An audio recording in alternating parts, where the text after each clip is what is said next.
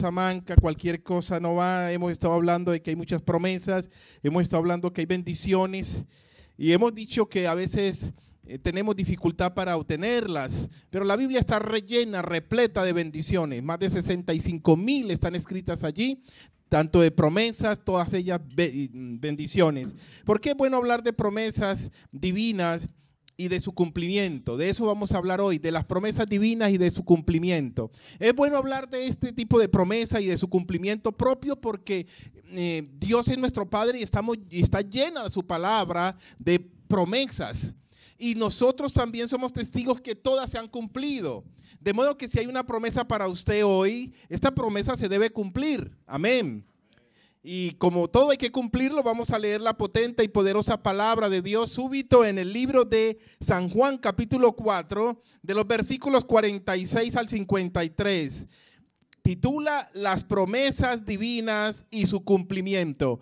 Esto nos va a ayudar a nosotros seguramente, no solamente a creer en las promesas, a confiar en ellas, sino también a descubrir cómo nos apropiamos de ellas, cómo se pueden cumplir en nuestras vidas. De pronto algunas promesas vienen en camino y hoy se cumplirán. Amén. Bien, leemos entonces la potente y poderosa palabra de Dios. En el nombre del Padre, del Hijo y del Espíritu Santo, San Juan capítulo 4, versículo 46 al 53. Versículo 46, vino pues Jesús otra vez a Caná de Galilea, donde había convertido el agua en vino. Y había en Capernaum un oficial del rey cuyo hijo estaba enfermo. Capítulo 47, versículo 47 dice así, cuando oyó que Jesús había llegado de Judea a Galilea, vino a él y le rogó que descendiese y sanase a su hijo, que estaba a punto de morir. Entonces Jesús le dijo, si no viereis señales y prodigios, no creeréis. El oficial del rey dijo, Señor, desciende antes que mi hijo muera. Jesús le dijo, ve, tu hijo vive. Y el hombre creyó la palabra que Jesús le dijo y se fue. Cuando ya él descendió, sus siervos salieron a recibirle y le dieron las buenas nuevas. Las buenas nuevas diciendo, tu hijo vive. Entonces él les preguntó a qué hora había comenzado a estar mejor. Y le dijeron, ayer a las 7 le dejó la fiebre.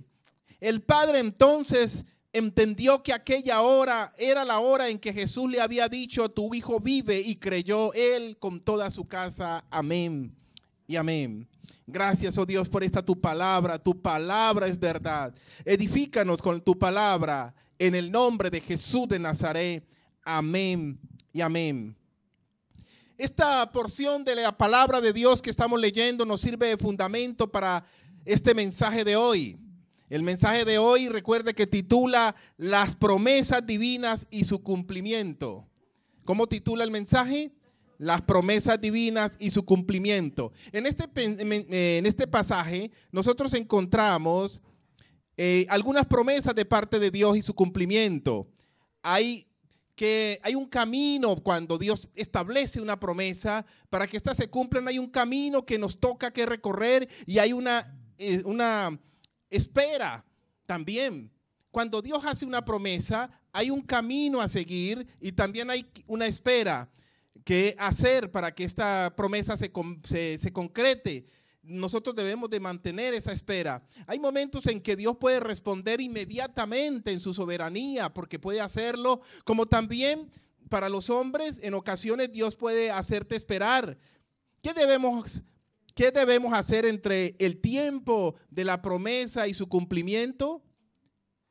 De pronto recorrer el camino que Dios ya ha establecido para que se cumpla y se vuelva una realidad esa promesa, y también de pronto el otro paso a hacer es esperar. Estas dos cosas son muy importantes. Hay un camino, dígale al hermano que está al lado, y hay una espera.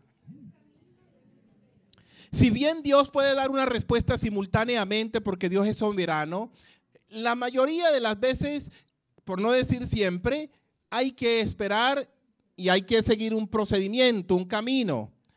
¿Por qué hay que esperar? Porque en el mundo de los hombres, en el mundo humano, no hay nada automático, no hay nada instantáneo. no hay nada. Nosotros usamos el término automático, automáticamente. No, no, no. Eso existe de pronto en la imaginación, en el macrocosmo, pero en el microcosmo donde vive el ser humano, siempre hay un tiempo entre un fenómeno y su reacción, entre una petición y su respuesta. Siempre hay un tiempo. Ese tiempo puede ser pequeño, puede ser de un segundo. Claro que si nosotros le pedimos a Dios algo y nos lo da en un segundo, pues no nos podemos decir que se demoró, puede ser instantáneo, pero siempre hay un tiempo. Ese tiempo puede ser muy pequeño, pero hay un tiempo a esperar. Ese tiempo debemos de esperarlo. Nosotros no sabemos los tiempos porque los tiempos de Dios son diferentes a los tiempos de los hombres. La palabra de Dios dice que un año, un día para el hombre es como 1000 años para Dios. Y como si fuera poco, también la manda al contrario. La palabra de Dios dice que 1000 años para Dios es como un día para los hombres. Es decir, que Dios no puede estar enclastrado en un tiempo. Para Dios no existe el tiempo. Él no puede meterse en un tiempo, Dios, como Dios, no como Dios Jesucristo humano, porque Dios hizo el tiempo. Observe que cuando en tiempos pasados, antes de que el Dios hiciera la tierra y el sol, Dios ya existía. Entonces, ¿cómo se medía el tiempo? Tiempo no había. La palabra de Dios, la lógica y lo que nos muestra la ciencia y lo que nos muestra el mundo es que el tiempo se creó desde el momento que Dios separó las tinieblas de la luz y puso a rotar la tierra y dio las características. Antes de esto no existía el tiempo. Por eso Dios vive y ha vivido sin el tiempo. El tiempo no afecta a Dios.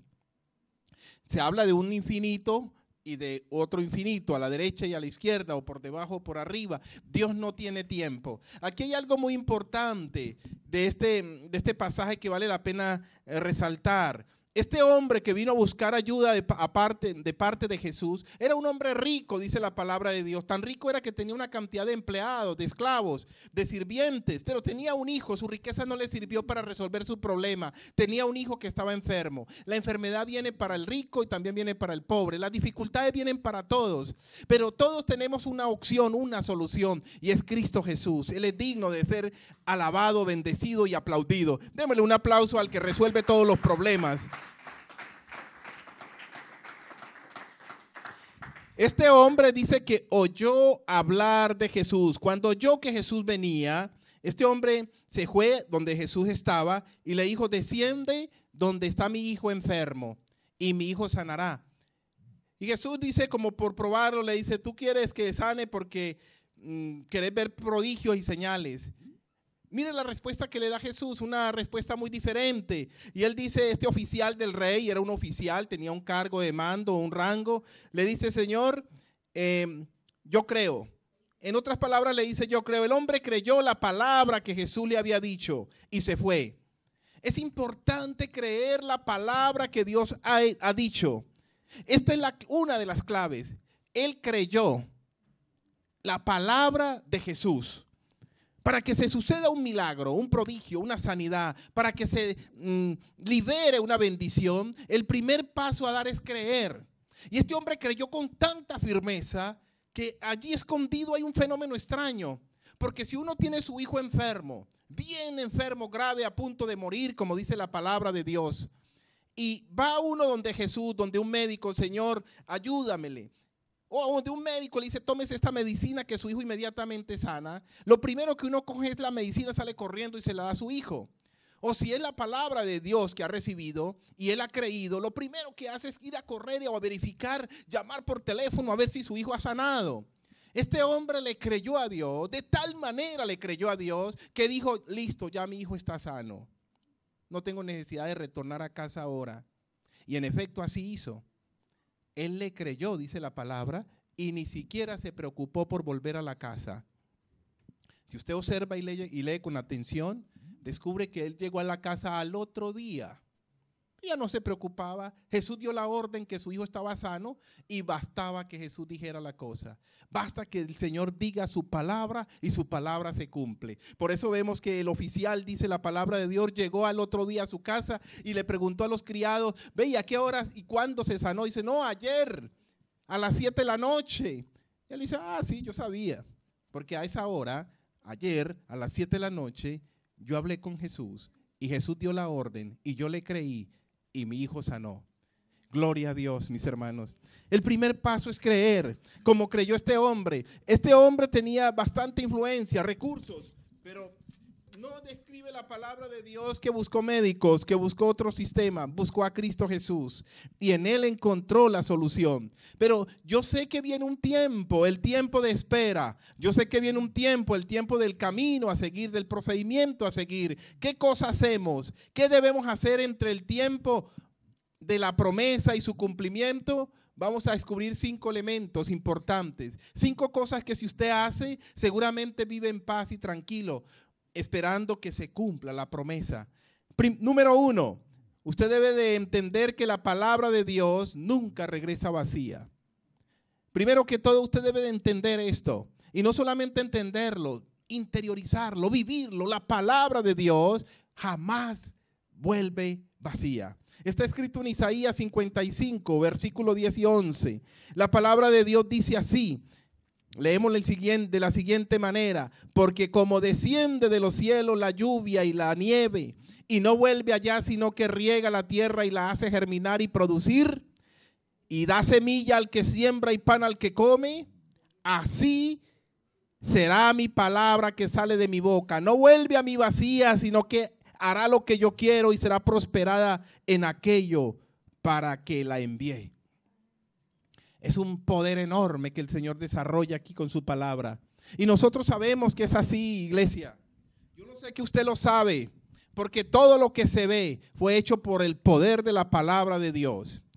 Fue Dios con la palabra que hizo el universo. Con la palabra nos hizo a nosotros. Es con la palabra que la sostiene. El secreto de Dios, el poder de Dios está en la palabra. Y dice la palabra de Dios en Isaías propio que lo acabamos de leer, que su palabra es como el rocío, que su palabra es como la lluvia que viene de lo alto, como la nieve que llega a tierra y no regresa hasta que no logra el objetivo. Por eso cuando llueve los agricultores se alegran. Cuando cae la nieve los agricultores se alegran. Hace algún tiempo yo no conocía los misterios de la nieve y le pregunté a un agricultor, ¿por qué la palabra de Dios dice así? Y me dice, sin nieve no podemos vivir, se arruina la agricultura. Le dije, pero ¿cómo así? Explícame esto, porque yo no sabía que la nieve desempeñaba un papel tan fundamental en la agricultura. Me dice, ¿ves ese montón de nieve? Demorará allí meses para derretirse. Y entonces es como que si le estuviera echando agua gota a gota a la tierra. Esa agua, esa nieve que se vuelve hielo, desempeña un papel como de un gotero, echándole agua y manteniendo el agua la tierra húmeda por un tiempo que no lo podría hacer el hombre.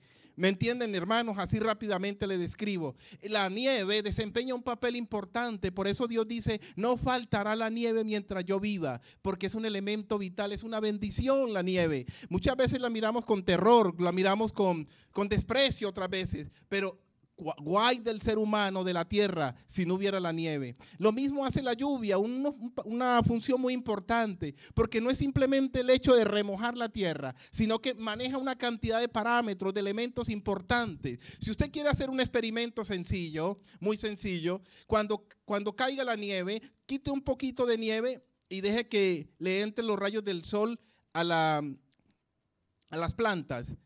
Y espera un tiempo a ver qué sucede. Y va a descubrir claramente que las plantas que estuvieron cubiertas con nieve viven.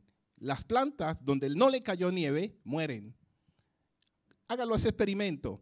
Hágalo por curiosidad.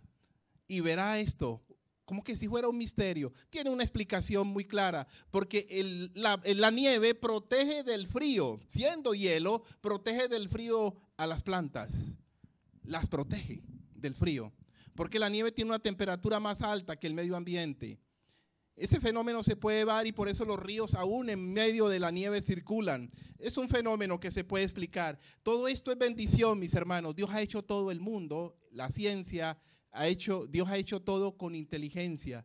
Por eso el Salmo 36 dice, alabemos a nuestro Dios y exaltémoslo, porque Él hizo el universo con inteligencia, con sabiduría. Él es digno de ser aplaudido. Démosle un aplauso a nuestro Dios que vive.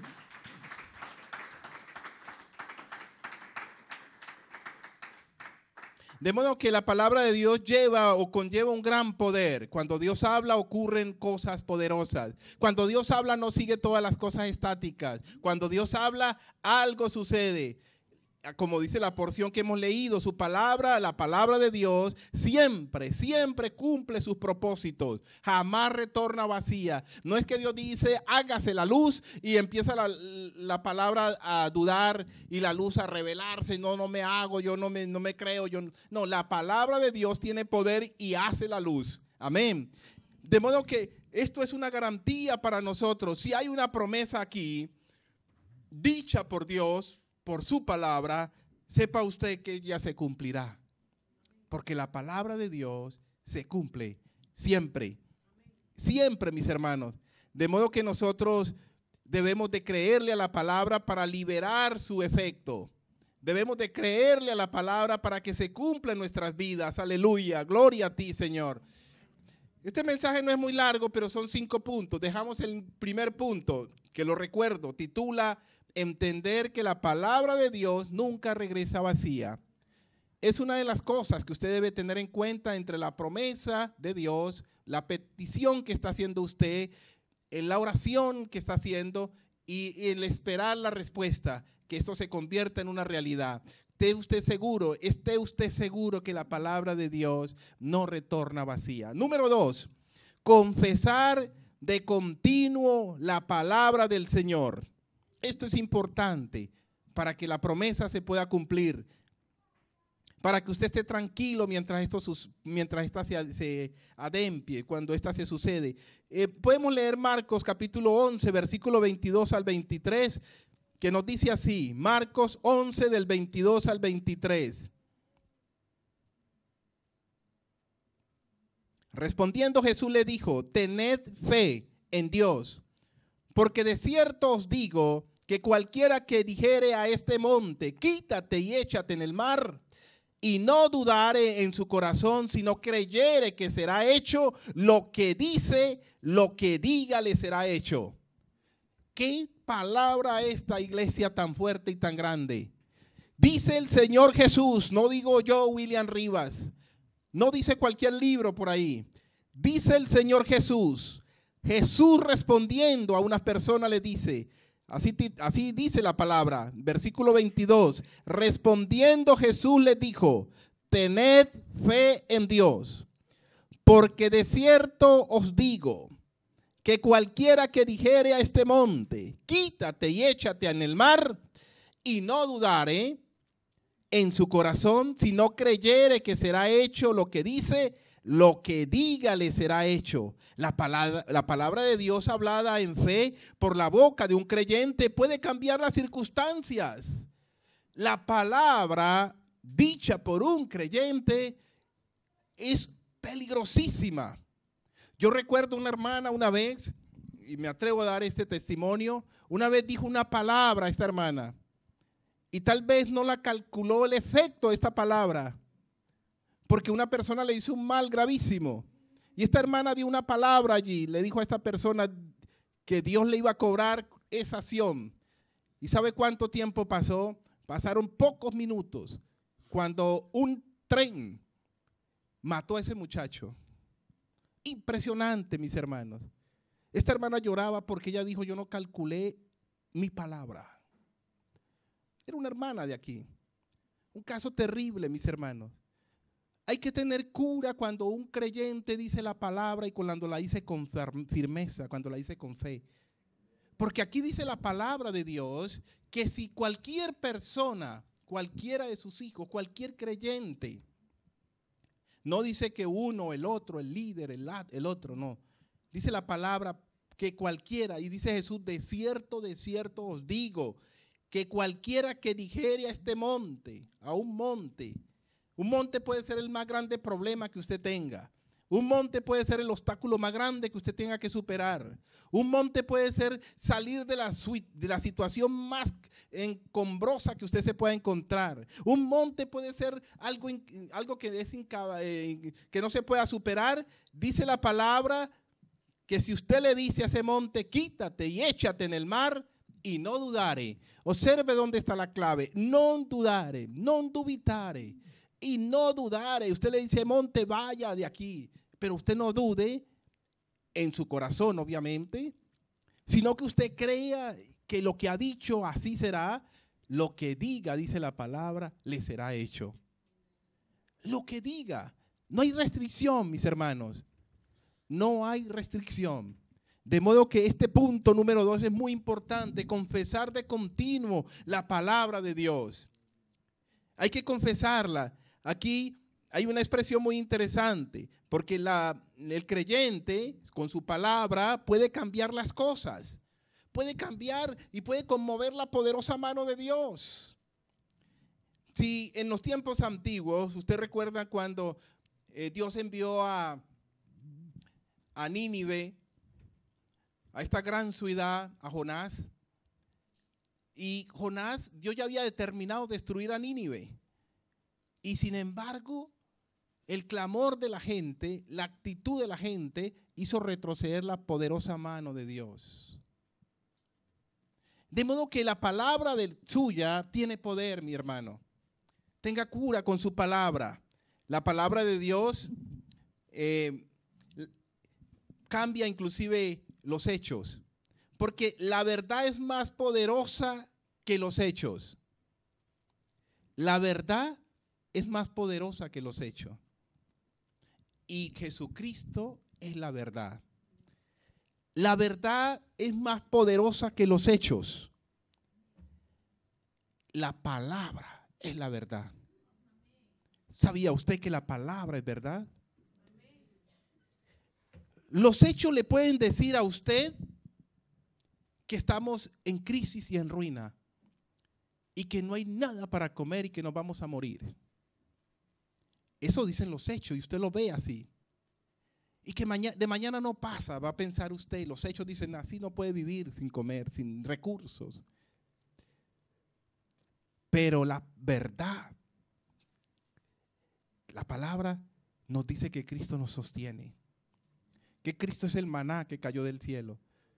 La verdad que es la palabra nos dice que Él manda el pan de cada día. La verdad es más importante que los hechos. El hecho quizás le está diciendo a usted, está sin trabajo, aquí no vas a conseguir trabajo, aquí esto está mal, aquí se quedaron 3 millones de personas sin empleo. ¿Y cómo te van a dar a ti si tú no eres capacitado? La verdad te puede mostrar muchas cosas. Perdón, los hechos te pueden mostrar muchas cosas. Pero la verdad dice que si tú clamas a Él, Él puede abrir puertas. La verdad dice que Él abre camino donde no lo hay. Alábele que Él vive. La verdad es importante. Cristo es la verdad. Y la verdad es superior a los hechos. Dejamos ahí, vamos al número 3. Para que es lo que usted debe hacer mientras recibe la bendición de Dios, mientras se confirma la promesa. Usted debe ejercer fe, ya que este es el camino hasta alcanzar el cumplimiento de la promesa. Es la fe el camino que debe seguir la persona mientras recibe la promesa. En el libro de Efesios capítulo 4, en el libro de Filipenses habla que nosotros debemos de pedir al Señor dando acción de gracias.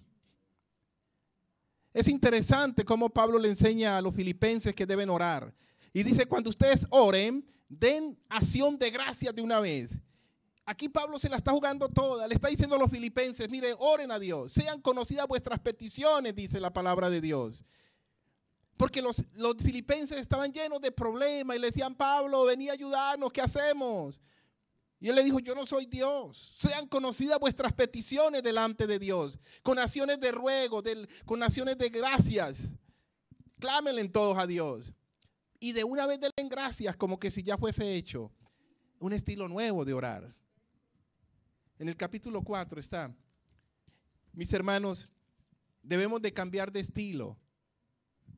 Dar lo que no se ve como que si ya fuese, como que si ya lo has visto. Esto da paz, da tranquilidad. Esperar en Dios.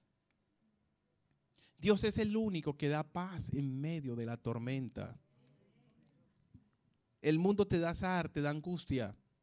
Dios da paz en medio de la tormenta. El libro de Hebreos capítulo 11:6 afirma, pero sin fe es imposible agradar a Dios.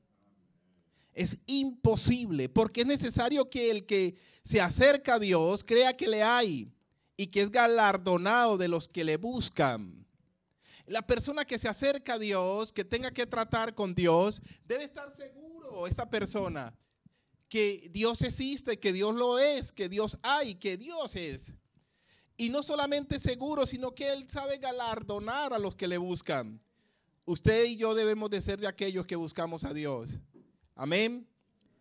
De modo que es importante ejercer fe, ya que esta fe es el camino a seguir para alcanzar el cumplimiento de las promesas de Dios. Haciendo un pequeño repílogo, ¿qué cosa debo hacer para obtener las promesas de Dios? ¿O qué cosa en qué cosa invierto el tiempo mientras Dios cumple sus promesas? Porque es verdad, nosotros nos preguntamos, bueno, ¿y ahora qué hago? ¿Qué debo hacer entre el tiempo de la promesa y su cumplimiento? Yo sé que Dios va a cumplir, pero ahora me desespero, ahora me angustio, ahora le doy una ayudita a Dios como hizo Abraham. Eso no es bueno. Abraham quiso ayudarle a Dios. Dios le dijo, te daré un hijo, Abraham. Y Abraham dijo, pues claro, y creo en eso. Ya me lo has prometido, yo estoy seguro, dijo Abraham. Pero al pasar un año, Abraham dijo, pero raro que Dios ya pasó un año y nada. Y Abraham lo intentaba y decía, ya me estoy volviendo viejo, ya tengo ya 70 años, 80, voy avanzando y nada, y 90 años. Y nada que tenía un hijo, Abraham. La preocupación fue grande. Pero fíjese que la preocupación fue más de la mujer, de la esposa, que de él. Especialmente porque la esposa no creía tanto como creía Abraham. Porque entre más crea usted, más poder le da para esperar. Entonces Abraham creía enormemente y él esperaba con cierta paciencia, si así pudiéramos decir. La esposa decía, pero mira que ya van 19 años que Dios te hizo esa promesa y nada. ¿Por qué no te acuestas con mi empleada, con Agar? Y seguramente a lo mejor ella te da un hijo. Y así fue como Abraham dijo, bueno, y es bueno, darle una manito a Dios, ayudarle a Dios. La promesa está, yo le creo, pero mejor ayudarle a Dios porque a lo mejor le falta algo a Dios, se ha olvidado. Muchas veces hacemos nosotros así, queremos ayudarle a Dios, darle una mano, y lo que hacemos es que la embarramos.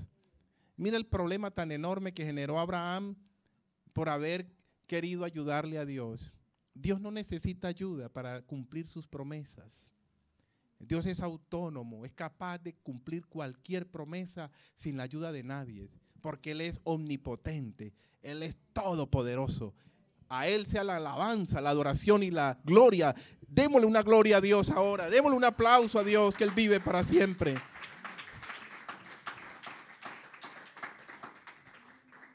Entonces decíamos que, número uno, nosotros debemos de entender que la palabra de Dios nunca retorna vacía. Número dos, debemos de confesar de continuo la palabra de Dios. Muy importante esto. Y número tres, nosotros debemos de ejercer fe, ya que debemos de ser conscientes que la fe es el camino que debo seguir para alcanzar el cumplimiento de la promesa de Dios. Y número cuatro, debo mantener una conducta obediente. Debo ser obediente, mis hermanos. Propio en Génesis 12, del 1 al 2, dice así la palabra de Dios. Pero Jehová había dicho a Abraham, vete de tu tierra y de tu parentela y de la casa de tu padre a la tierra que te mostraré, y haré de ti una nación grande y te bendeciré, y engrandeceré tu nombre y serás bendición. Repito, Génesis 12, del 1 al 2. Pero Jehová había dicho a Abraham, vete de tu tierra y de tu parentela y de la casa de tu padre a la tierra que te mostraré, y haré de ti una nación grande y te bendeciré y engrandeceré tu nombre y serás bendición. Aleluya. Al leer esta promesa de Dios a Abraham, no debemos olvidar que Dios requería una actitud de obediencia antes de que Abraham pudiera recibir la promesa. Abraham tuvo que estar dispuesto a obedecer primero, a irse de su tierra, a irse de su parentela, de la comodidad donde él estaba. Muchas veces obtener la bendición implica perder un poco de comodidad y de seguridad y de facilidad. Porque él estaba allí, Abraham, con su parentela, con sus tíos, con sus primos, con su papá, con Tare, con todas sus... Estaba cómodo. Y tener que ir a un lugar que él no sabía. Le dice Dios y le pregunta a Abraham, ¿y a dónde debo de ir? Dice, ve a la tierra que yo te la muestro después. Eso no es fácil. Que una persona le diga a otro, mira, vete, que Dios dice que te vaya. ¿Y para dónde? No, tranquilo, que después te va avisando en el camino por dónde es que hay que ir. No era que él sabía a dónde debía de ir. No era que él tenía contactos, como cuando uno va a ir, uno primero coordina todas las cosas, no se quiere mover. Por eso la palabra de Dios es curiosa y hay que leerla con mucho detenimiento. Observe cómo inicia diciendo, pero Jehová había dicho. Si usted analiza los verbos, había dicho. Estamos hablando del pasado. Lo que da a entender que también hubo un poco de resistencia de parte de Abraham. No es que cuando Dios le dijo a Abraham, vete, él inmediatamente se fue. No, no, no. En una Biblia dice, no, algunas Biblias dice, otra vez le dijo. Siendo Abraham el padre de la fe, tenía sus dudas, no quería despegar, no quería moverse. Dice la palabra de Dios, otra vez le dice Dios a Abraham. ¿Sabe qué le tuvo que suceder a Abraham? Dios le tuvo que matar al papá, a Tare. Ella cuando vio que el papá murió dijo, bueno, yo creo que es mejor despegar, es mejor obedecer.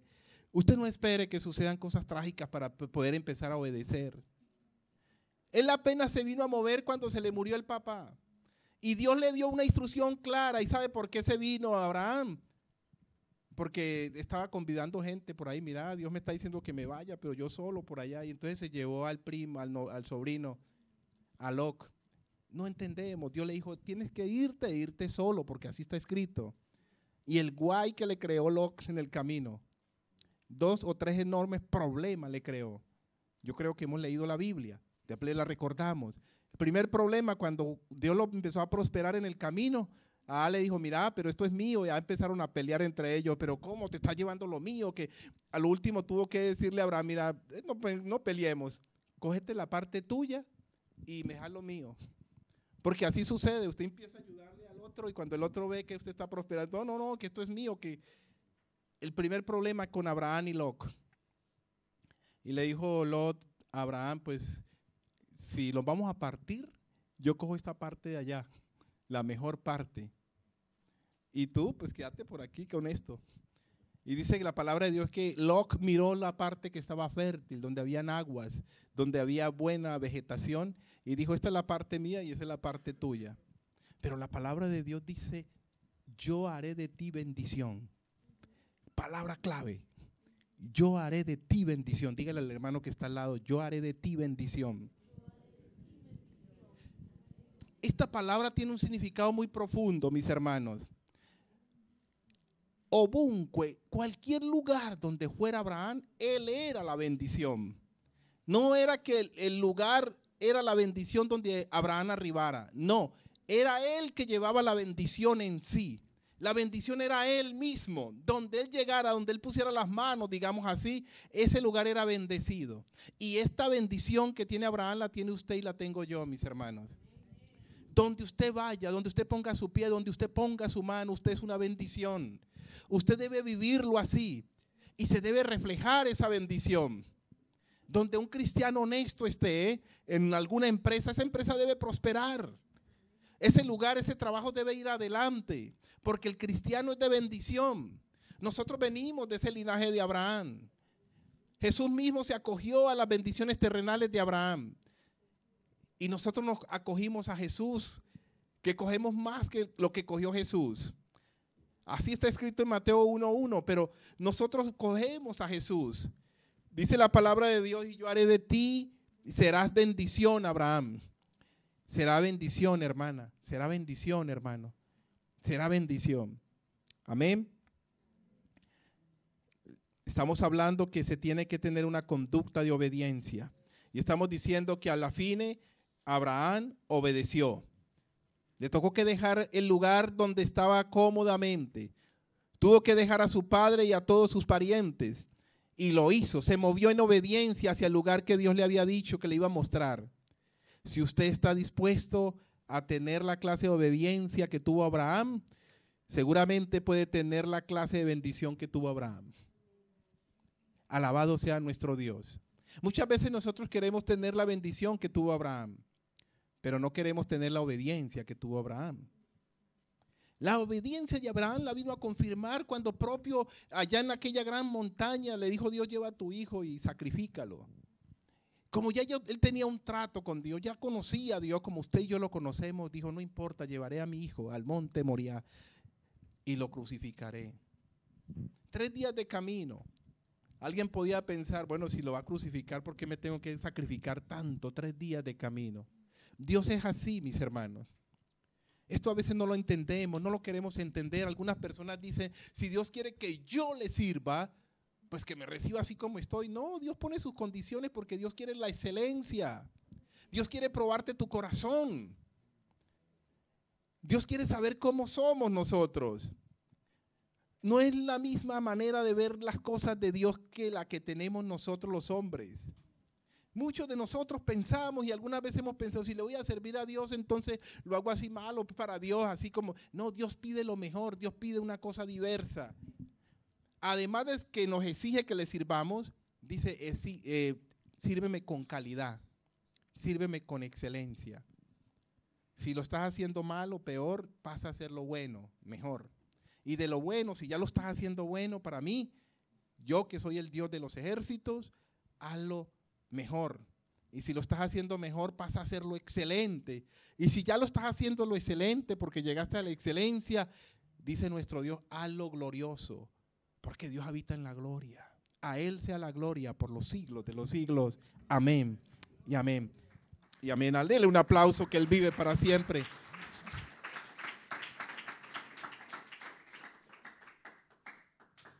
Lo último es, número 5, siendo pacientes mientras esperamos en el cumplimiento de lo que Dios nos ha prometido. Aquí viene una pregunta. ¿Con quién yo debo de ser paciente?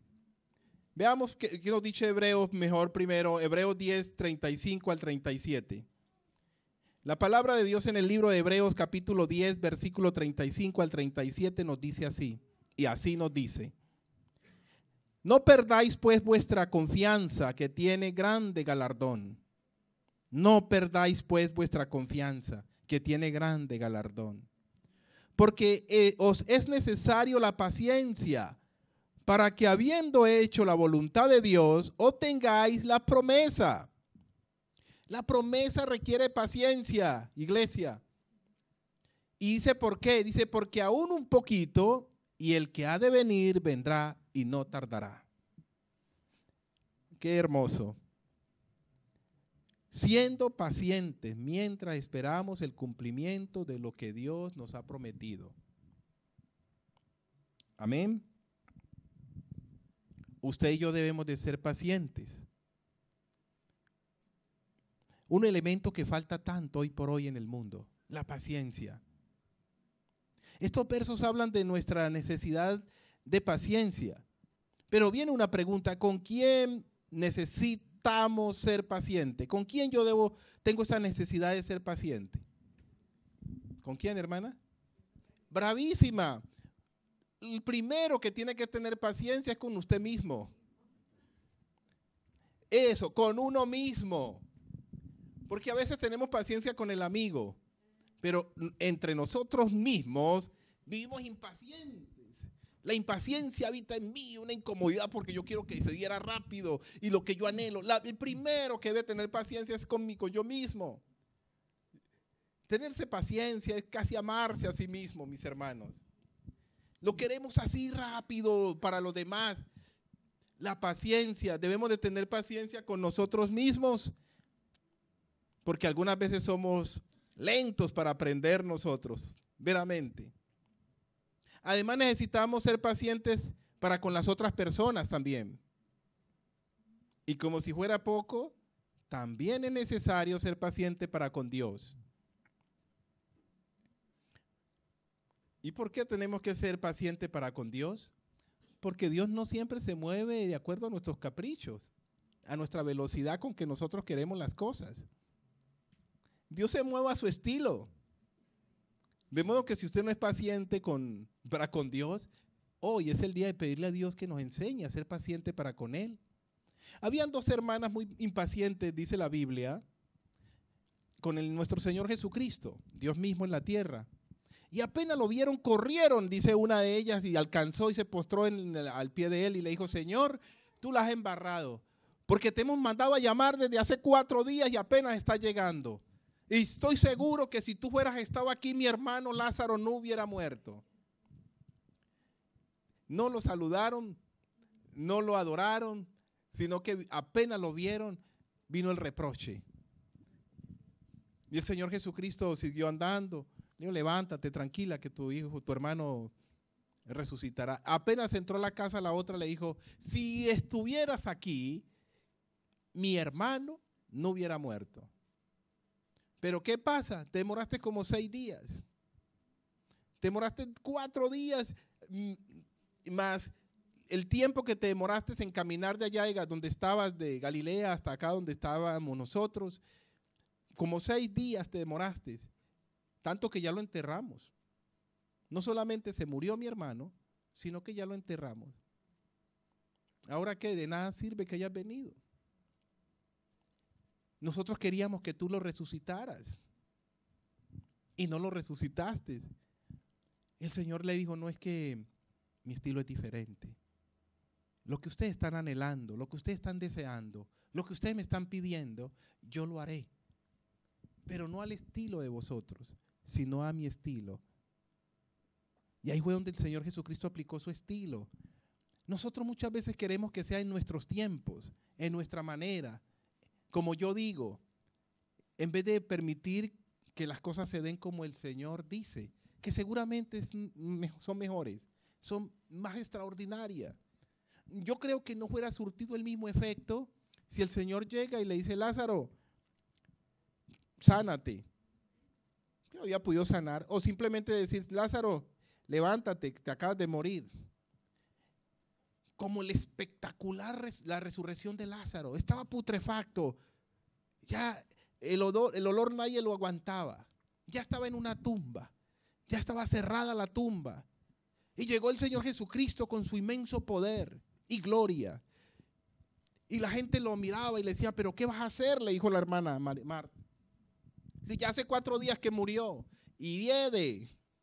Él le dice, pero ¿hasta cuándo te digo que si crees, verás la gloria de Dios?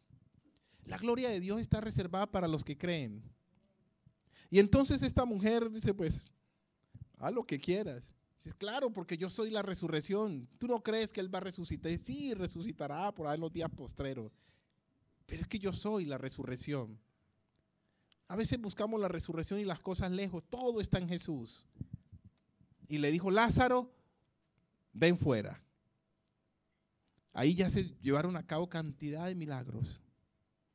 Primer milagro, que un muerto oiga. Los muertos no oyen. Pero cuando se trata de la voz de Jesús, aunque esté muerto, vivirá. Cuando se trata de Jesús, aunque esté muerto, la persona oye la voz. Ayer tuve la oportunidad de ir a hacer unos trámites de gobierno con la iglesia, cosa incómoda que estamos atravesando, y habían 3 que estaban muertos y oyeron la voz de Jesús y ahora están vivos. Doy gracias a Dios por ello. Oren ustedes por estas personas que han aceptado a Cristo, porque cuando la Biblia habla de muertos, también son esos que andan por ahí en la calle, que usted los ve caminando, ellos también están muertos. Todo aquel que no haya aceptado a Cristo hace parte de los muertos. Es inútil que usted los vea hablar y caminar, ellos están muertos. Necesitan vida. La verdadera vida está en Cristo Jesús. Amén. Démosle un aplauso al que da vida para siempre.